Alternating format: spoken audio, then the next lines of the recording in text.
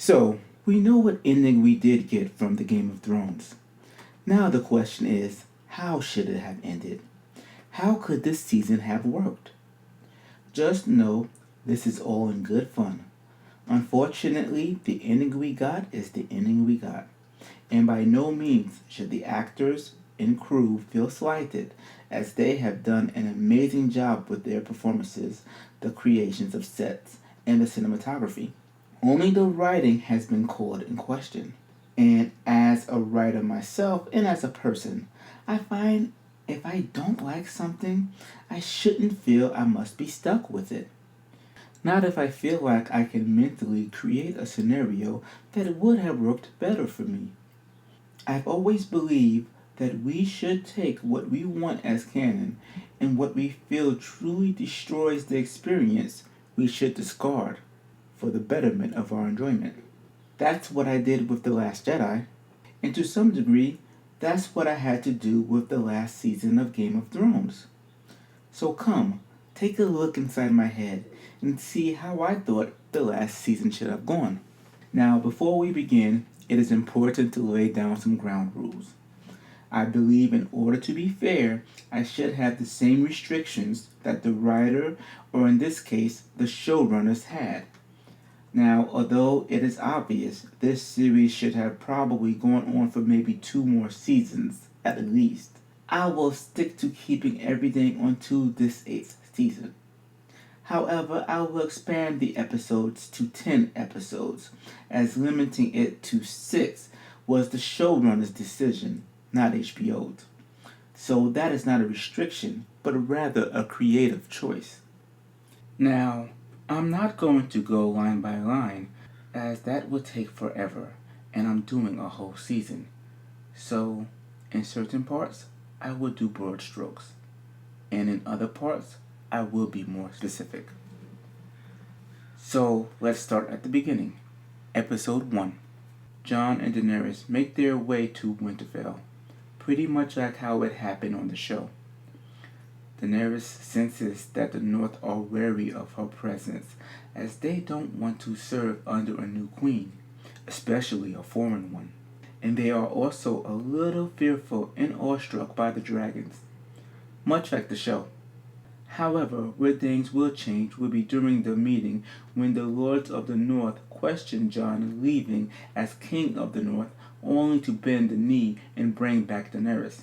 Here, Tyrion would make a speech how Jon brought back an army of Unsullies and Dothraki and dragons, but Dany notices he does not mention Cersei's forces. Later on, Dany questions Tyrion why he didn't mention the Lannister army, and Tyrion merely says, because the Lannister army is not coming. He would say something like, if there is one thing I can count on with my sister, is that she is consistently deceitful and betrayal is in her nature. She will not send her forces in the hopes that we will lose more than our fair share in defending Westeros. Tyrion admits he knew Cersei wouldn't. Why would Tyrion know this? Because Tyrion is smart and he knows his sister. This is the same sister who tried to convict him of murdering Joffrey even when she knew in her heart Tyrion wasn't to blame. He knows deceit and hatred is in her nature. Now what he couldn't predict is Dany, as Dany becomes upset and wonders why they bothered to risk everything to show Cersei the dead. Tyrion responds with, because my dear sister is no fool. She knows we stand between everything she holds dear and death itself. Tyrion will explain that because she believes she will not attack our forces. Only afterwards, when our military might are truly diminished and the dead are truly defeated, will Cersei strike. But until then, we are safe. However, Dany is not amused by this revelation, as she adds his little game he's playing with his sister cost her one of her dragons, reminding him, considering I cannot bear any children, they are the only children I will ever have. Tyrion stammers how much that was a tragedy, and Dany will only say, hopefully a tragedy not repeated.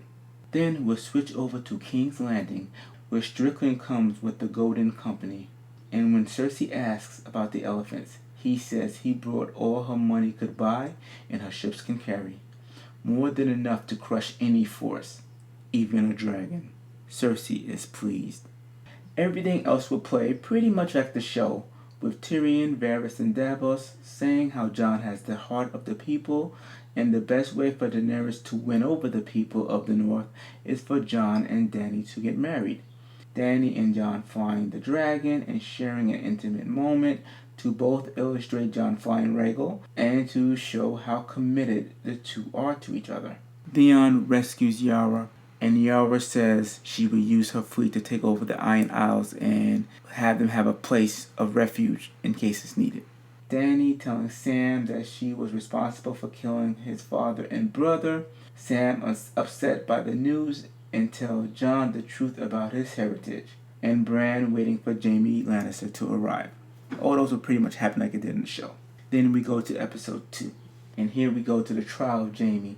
Because Jaime would be on trial by Daenerys, but this time no one is shocked by Jaime revealing that Cersei isn't coming, as it was revealed by Tyrion last episode. Tyrion makes a case for Jaime, but to everyone's surprise, it is Bran who makes the most revealing case, stating he is needed for the war to come. That, along with Bran speaking up for Jaime and Sansa trusting Bran, is what prompts Sansa to pardon Jaime, which Dany is not too happy about. When Jaime confronts Bran later on and asks why he stuck up for him, Bran merely replies that he sees everything that was and all the possibility of things to come. And there is a possibility that Jaime might be the one to save many lives when the time comes, although he admits that possibility is small. Bran forgives Jaime and tells him all the experience was necessary for him to be the person he is, and for Jaime to become the person he is. Jaime nods understanding. Jon soon redirects everybody to start worrying about the White Walkers. As they discuss a battle plan on how to take on the White Walkers, Jon reveals that when he was beyond the wall, he discovered that if you kill a White Walker, the other zombies die as well. And he hopes if you kill the Night King, it will kill them all. Bran confirms it as he reveals his vision that the White Walkers were created by the children of the forest with a blade made of dragon glass before a weirwood tree, and only there can the curse be undone. Bran will also reveal the Night King is after him because the Night King wants his power. However, Jon smartly deduced that merely using Bran as bait won't work, as the Night King can send an endless army of the undead at them and wait until everyone is dead before coming for Bran. The only way to win is to have a group seek out and find the Night King while the rest hold off behind the walls with archers and catapults against the undead. And if the undead breach the walls, then they will use the Unsullies in the Northern Army to fend them off. They will still keep those who cannot fight in the crypt. However, since Jon knows the Night King can raise the dead, he suggests they destroy and burn all the bodies in the crypt, so the enemy cannot attack from within. Arya will stay behind the walls as she knows the ins and outs of Winterfell grounds, and can assist in the retreat if needed. After the plan is laid out, we can have a scene where Arya, Jon, and Sansa say their goodbyes as they destroy the bodies of their lineage. This will give our Stark's characters a moment to really talk about what they have lost, and we can have a special scene where Jon sees Lyanna's tomb and share a special moment to say his goodbye and wonder why she did it. Then we can have Jon be interrupted by Daenerys, who sees him contemplating and wondering why he seems to be so distant. As she tries to comfort him, he pulls away and asks if he knows a secret that can destroy everything. Should he tell her or keep it hidden? Dany insists that she should know, partly because she does not want things hidden from her like Tyrion did with Cersei, but also partly because she wants Jon to know that they are in it together. Upon hearing the truth about Jon's heritage, Dany merely says we can solve the problem easily simply by getting married, as it is not uncommon for an aunt to marry a nephew in the Targaryen line. But Jon says that he cannot commit, as it is not the Northern way.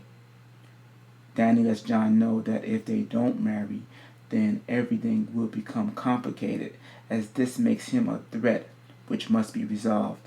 Jon does not understand why she would consider him a threat, as he says he swore his fealty, and she responds that I will not see you as a threat, but my men will. She admits that yes, he has sworn his fealty, but goes on to say that unless I am your first love, history has already shown you that you will find love again, and eventually you will produce an heir that might want the throne. Jon tries to convince her that he will go away once this is done, but she merely replies that she was in Essos for a long time with no interest in the throne, until the day she did. And now she's here. She says he will always be a threat, and once her council finds out, they will take steps to resolve that threat. Jon says he will keep the secret then, but to that she merely asks who else knows. When he reveals that Sam and Bran know, she says then most likely so does her Master of Whisperers, or he would know soon enough. Otherwise, I appointed the wrong person to be my Master of Whisperers. She reveals that Sam telling Jon the truth is proof that the secret will get out, that people will use Jon's true lineage to threaten her, as the only reason for Sam to tell Jon the truth is to depose her, since there is no other reason to give that information out, since he's already been considered a legitimate Stark heir by his people. So, she says, what stops Sam from telling others? And once my council realize this, their action would be to silence these claims before it can be used to threaten me. Jon fires back that we need to be worried about surviving the White Walkers than what happens after. And to that, Dany merely says, that is why I fear for your safety, because you are the only one not thinking about what comes after. Now, this is said not only for Jon, but for the audience to let us know that we should start thinking about what comes after as well.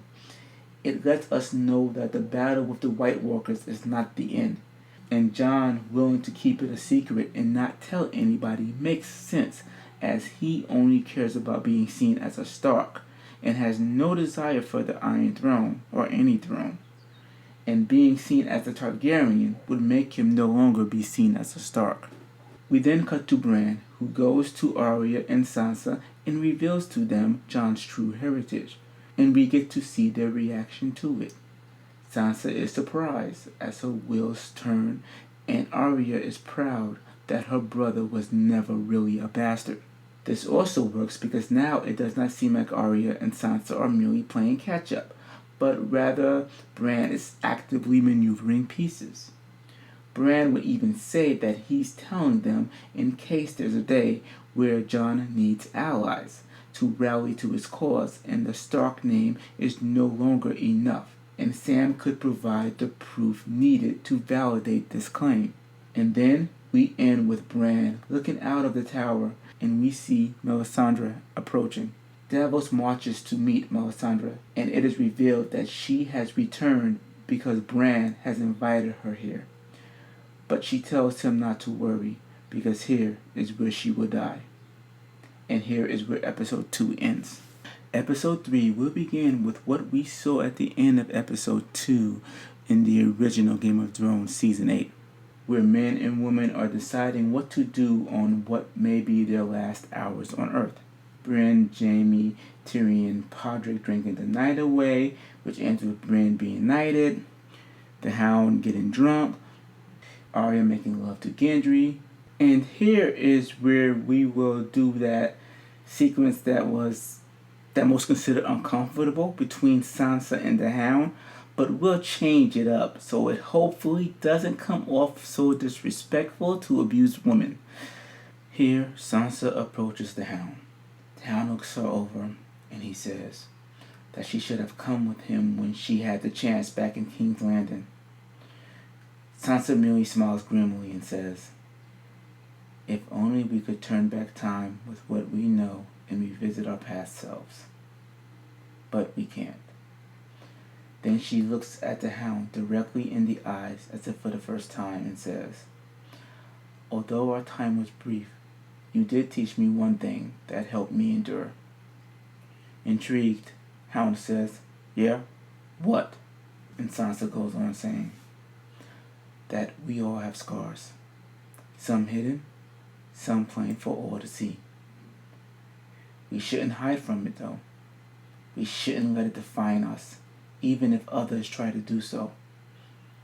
All we can do is make sure that it can never happen again." And to that, the Hound nods understandingly and gives a salute before chugging his beer down.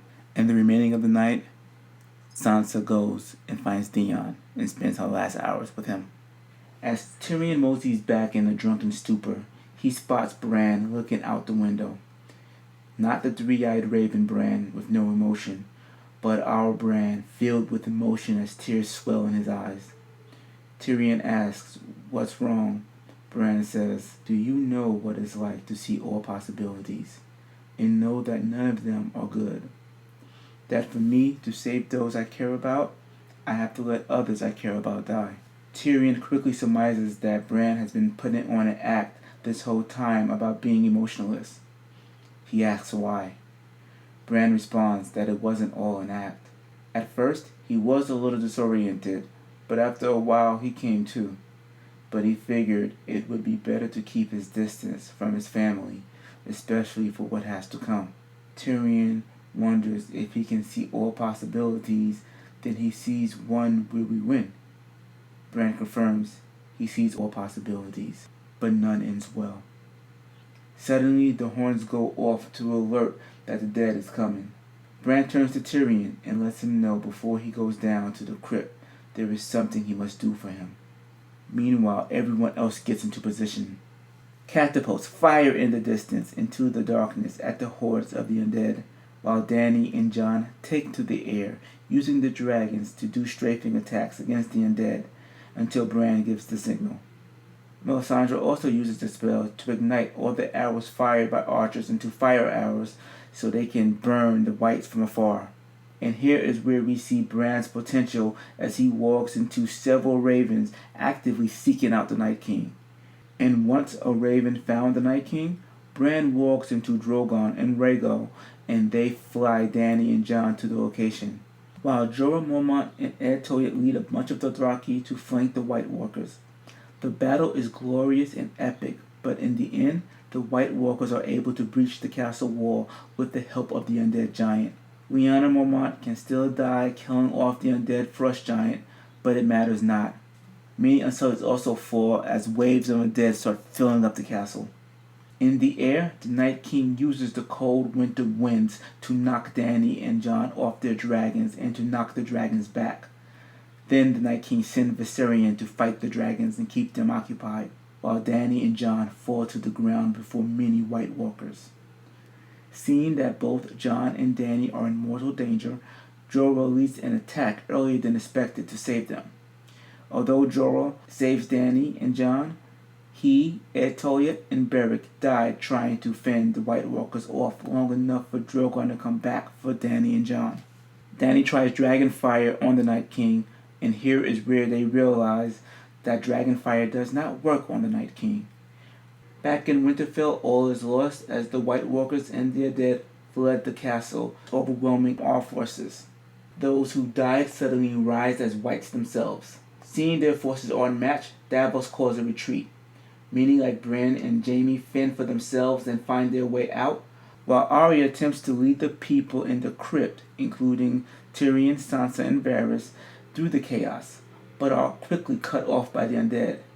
All seem lost, but then Melisandre heroically sacrificed herself and magically fills her body with fire and unleashes it in a fiery explosion, killing many of the undead so Arya can escape with Sansa, Tyrion, and the rest in the crypt. Theon and Bran also attempt to escape, but they are cut off by whites. Bran thanks Theon for everything he has done but says he should leave now. Theon refuses and fights off as many whites as possible before he is killed. Once Winterfell is abandoned by the survivors, leaving only Bran alone, surrounded by the undead, does the Night King finally show. And the last thing we see before the episode ends is the Night King touching Bran and turning him into a White Walker. Episode 4. We find that weeks have passed and the White Walkers have taken over most of the North and the Neck and are making their way towards King's Landing. Dany and her forces are with Yara and her fleet on the Iron Isles. This episode will be more of a licking of wounds. Tyrion explains the way the White Walkers are taking over the North. They will be in striking distance of King's Landing in no time. Dany hints that maybe she should let the White Walkers strike them, that it will serve Cersei right for not coming to her aid when they needed her. Tyrion reminded Dany that it will be the people of King's Landing who suffers if Dany does nothing. Not Cersei, but the people. Your people, he tells her. Dany resigns. And then Tyrion drops the bombshell that for them to beat the White Walkers now, they would need Cersei's help. It is here they devise a plan to infiltrate Winterfell as all the White Walkers are there and use wildfire to blow the White Walkers away and kill the Night King. But the problem is Bran sees everything and is now working for the Night King. And here is where Tyrion reveals that he spoke with Bran at length before the siege, and Bran reveals that ever since Jon died, he had problems seeing him directly, and he also has problems seeing those who serve the many faces. That if Tyrion didn't know better, Bran planned to be taken as to keep the Night King in one spot, near a weirwood tree, the only means to kill both the Night King and Bran himself. They all ponder that revelation. Meanwhile, in King's Landing, we see how Cersei is reacting to the White Walkers invading her countryside with Euron and Strickland, only for her to be betrayed by Euron as he walks out on her, leaving her with no means to escape on boat and no means to fight the White Walkers on water. Only the Golden Company can save her now. The episode will end with the horns blaring from the castle gates that the dead is coming. Cersei looks out the window at the inevitable fate, but it's not the undead. It's something else flying in the distance. And as it gets larger and larger and it becomes clearer, Cersei merely grimaces as she sees it is Dany and Tyrion flying on Drogon. Episode 5 will begin with Cersei admitting that she is so tempted to kill Tyrion, Dany, and the dragon right here and now, but the immediate need to stop the White Walkers must take precedent. Tyrion says they have a plan, but they would need some of Cersei's wildfire to implement it. Cersei says she would be willing to part with it if Dany bends the knee right here and now. Cersei basically asks Dany, how much do you really want to save your people? But Dany refuses and says, how much does Cersei want to save herself? It's a standoff for a while, but Cersei concedes and gives the wildfire needed. Upon their return, they prep for the mission. Since Arya knows the ins and outs of Winterfell and cannot be detected by Bran, she is automatically enlisted onto this mission to Winterfell, along with Jon, the Hound, Brienne, Jaime, Grey Worm, and Dany. As they prep, Tyrion asks to speak with Arya and says there is one thing that he says Bran wanted her to know, that Arya will shut brown eyes, blue eyes, green eyes, and if need be, 3 eyes. Arya recoils at the idea, but Sansa convinces her that she would need to be the one who kills Bran, that Jon wouldn't be able to do it, as he was unable to stick to the plan when Ramsay used Rickon as bait. And here is where Tyrion realizes why Bran has been putting on an act for so long. Tyrion says, Bran has been gone for quite some time, so you're not killing him, but the 3-eyed raven that took over his body. And now the White Walkers have taken over that body. It is time to put that body to rest. Arya nods somberly. Dany takes Drogon, and they fly off with the wildfire. Meanwhile, in King's Landing, Cersei receives news that the dead have reached the front gates. Cersei tells Qyburn to have the Golden Company fend off the dead. In Winterfell, the mission goes sideways quickly when Drogon is warged by Bran while flying over Winterfell and knocks Jon, the Hound, Brienne, Jaime, Grey Worm, and Daenerys off of it and into a spot heavily crowded with the undead. They quickly scatter to avoid the undead and Drogon. During the confusion, the Hound and Arya manage to plant the wildfire and destroy many of the White Walkers, killing off many undead that were attacking the rest. But the explosion happens too close, and the Hound uses his body to save Arya from being burned. The Hound, searing in pain, Arya sees his suffering and thanks him by putting him out of his misery and not leaving him to die like she did last time. The rest attempt to fend off Drogon, only to have their problems multiplied when Viserion comes into play. Brienne dies saving Dany, and Grey Worm is wounded as well. At the weirwood tree, Bran smiles, realizing he has got the dragon's queen trapped, and a undead comes over from behind and puts a blade through Bran's chest. The undead rips off his face, revealing Arya. She kisses her brother in the forehead and says she wished there was another way before he shatters to pieces. This frees Drogon, and Drogon ends up killing Viserion. Back at the weirwood tree, the Night King and the remaining White Walker find Arya standing over Bran's wheelchair. They close in, seemingly ready to kill her, when Jon appears and kills the last White Walker from behind. Jon fights the Night King, but he is no match, and the Night King ends up stabbing Jon and he drops his sword. Arya sneaks up from behind and stabs the Night King, wounding him, but the Night King is still strong enough to push Arya off. Here is where Drogon appears with Dany on his back and fires at the Night King, but like last time, it does nothing. Jon sees his sword in the flames. He grabs it and plunges his long claw blade into the Night King before the weirwood tree, killing the Night King. The dead crumbles into ashes from Winterfell to King's Landing, and those alive rejoice, although Jon and Arya do so somberly, considering all they have lost. And thus ends episode 5. Now, you may ask, why did I kill Bran? Especially since it might be George R.R. Martin's intent to make Bran king. Well, my answer to that, though sacrilege as it might be, whether it is or isn't George's intent is irrelevant. I believe what George had once said before, that you don't change a narrative if someone guesses the ending. But that only works if your setup works for that ending. If you find that your setup doesn't work for that ending, then you must go with what makes sense. So although George R.R. Martin might have the setups for Bran to one day be the king, unfortunately, D&D, the showrunners, have not set that up as of yet. And since they want this to be their last season, they no longer have time to set this up. Because for Bran to be king, he would have to convince all the houses that a cripple can lead.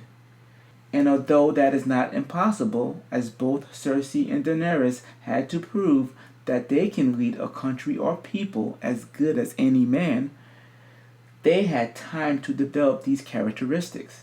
Seasons. Bran did not. And no, being a three-eyed raven doesn't count, as many people probably don't even believe in it or know what that is. And if you don't have time to set up what is supposed to be the ending, then you have to see how can you end it with the setups you currently have. And the setups that have been established with Bran is his relationship with the Night King, and his reveal that Jon is the true heir to the Iron Throne. So using him to play a role in killing off the Night King makes the most sense here. As does using Arya to kill off Bran and not the Night King make more sense, as she does not have a thematic tie to the Night King. This is not about skill, this is about theme. Yes, she might be skillful, but it doesn't make a difference if she kills the Night King. There's no payoff if she kills the Night King. There is payoff if she has to kill Bran, because she has a thematic tie to Bran and what it means to be an assassin, which is you don't always kill the bad guys. Sometimes you kill the good guys, someone else's loved one, but you might have to do so to stop bad things from happening. And if that's not enough, killing Bran does defeat the Night King's plans, as she is the only one who is able to get to Bran in time to stop him from killing Dany and Jon, allowing them to kill the Night King.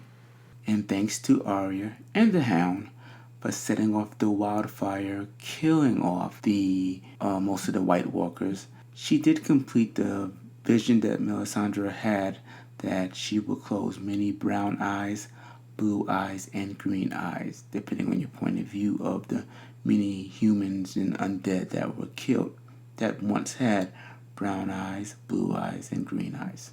So that's my reasoning there. So obviously my ending might be a little bit different than what you have seen. With that said, we'll see what happens in part 2 of Game of Thrones Remake.